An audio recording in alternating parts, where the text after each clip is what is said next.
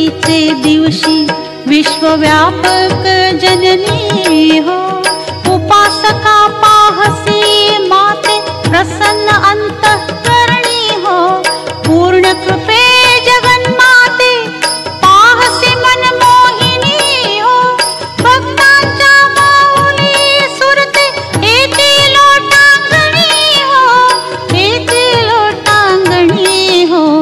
उदो बोला उदो अंबाबाई माऊलीचा हो. पंचमीचे दिवशी व्रतते उपांग ललिता हो, आर्धपाद्य पूजेने तुझला भावनी सविते